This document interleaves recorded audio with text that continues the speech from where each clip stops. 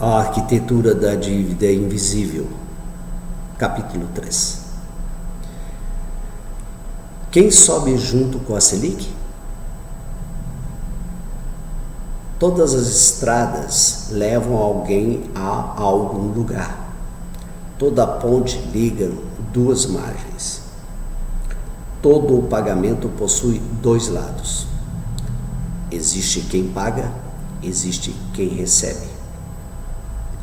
Nos 2 primeiros capítulos dessa série, percorremos os corredores da arquitetura da dívida pública.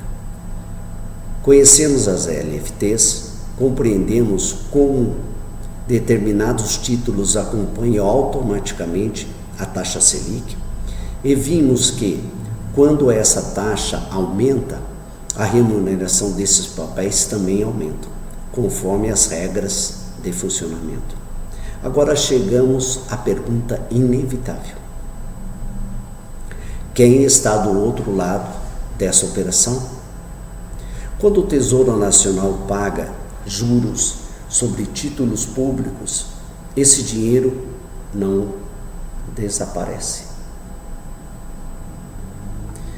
Ele possui destinatário. São pessoas físicas, fundos de investimentos, fundos de previdência, seguradoras, empresa, instituições financeiras, investidores nacionais e estrangeiros. Todos aqueles que, diretamente ou indiretamente, detêm títulos da dívida pública. Esse é um fato. Os títulos públicos representam uma obrigação do Estado perante seus credores. A discussão começa quando perguntamos: quem concentra a maior parte desses ativos? Obviamente, uma parcela relevante dos títulos públicos brasileiros é mantida por instituições financeiras, fundos de investimento, fundos de previdência e outros investidores institucionais. A composição varia ao longo do tempo e é divulgada periodicamente pelo Tesouro Nacional e pelo Banco Central. Esse detalhe muda completamente a perspectiva, porque já não estamos falando apenas de uma dívida, estamos falando da distribuição dos seus rendimentos. Imagine uma grande caixa d'água instalada no alto de uma cidade. Todos contribuem para enchê-la, mas a água não retorna necessariamente na mesma proporção para todos. Essa metáfora não pretende afirmar injustiça automática. Ela apenas convida a observar a direção do fluxo. Na economia, tão importante quanto saber quando o dinheiro existe é compreender para onde ele caminha. Quando a Selic sobe, os títulos indexados a essa taxa passam a remunerar seus detentores, de acordo com as regras previamente estabelecidas. Essa remuneração alcança quem possui esses ativos. O ponto de debate não é a existência dessa remuneração. Ela decorre dos contratos firmados. O ponto é compreender quais efeitos desse desenho produz sobre a economia como um todo. Uma taxa básica de juros elevada influencia muito mais do que a dívida pública. Ela afeta o crédito, o financiamento das empresas, o investimento produtivo, o consumo das famílias, o mercado imobiliário, a velocidade da economia. Ao mesmo tempo, ela também altera o retorno da aplicação financeira vinculada aos juros básicos. É justamente essa simultaneidade que torna o tema tão complexo. Não existe apenas vencedores ou perdedores. Existem diferentes grupos afetados de forma distintas. Entretanto, numa democracia madura, precisa fazer perguntas que ultrapassem o slogan. Quem suporta o maior peso do financiamento estatal?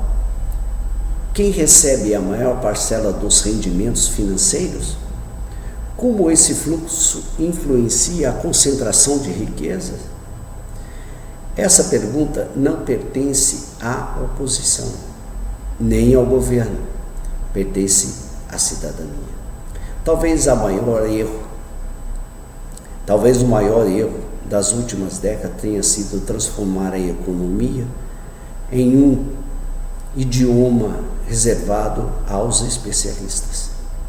Enquanto isso, milhões de brasileiros discutem apenas os efeitos finais. Poucos observam o caminho percorrido pelo dinheiro. Dinheiro também possui geografia.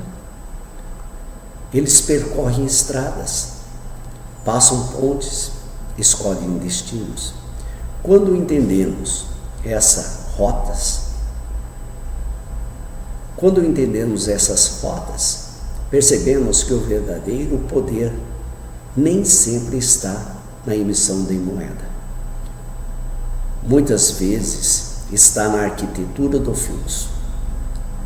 Toda arquitetura possui corredores principais, mas também existem corredores de serviços. São esses que mantêm o edifício funcionando. O sistema financeiro nacional ocorre algo semelhante. No sistema financeiro nacional ocorre algo semelhante. Enquanto a população acompanha diariamente a inflação, o câmbio e o preço dos alimentos, existe um fluxo financeiro. Enquanto a população acompanha diariamente a inflação, o câmbio e o preço dos alimentos, existem fluxos financeiros que operam discretamente, sustentando uma estrutura de enorme complexidade. Conhecê-la não significa rejeitá-la, significa exercer o direito de compreendê-la. Porque nenhuma sociedade pode fiscalizar aquilo que desconhece. E nenhum cidadão pode participar seriamente do debate público sem entender para onde caminhar.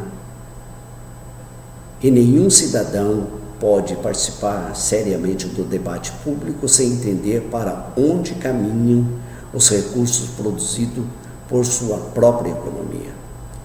Talvez a pergunta nunca tenha sido quem recebe os juros da dívida. A pergunta correta seja outra.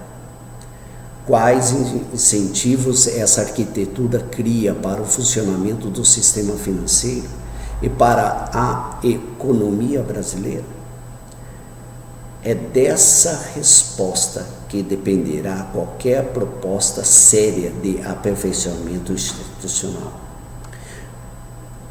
No próximo capítulo, entraremos em um dos ambientes menos compreendidos do sistema financeiro nacional. O relacionamento entre o Tesouro Nacional, o Banco Central e o mercado financeiro. É ali que muitas das decisões que influenciam o cotidiano dos brasileiros começam a tomar forma. Porque toda arquitetura possui uma série, porque toda arquitetura possui uma sala de máquinas, e está chegando a hora de abrir essas portas. Escreva nos comentários quanto os bancos estão te cobrando. O sucesso dessa investigação depende de você ou de alguém que está sendo cobrado por uma dívida que ainda não compreende.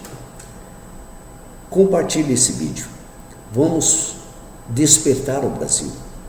Um comentário de cada vez. Toda dívida tem uma história. Toda história merece ser investigada. Brasil, desperta-te.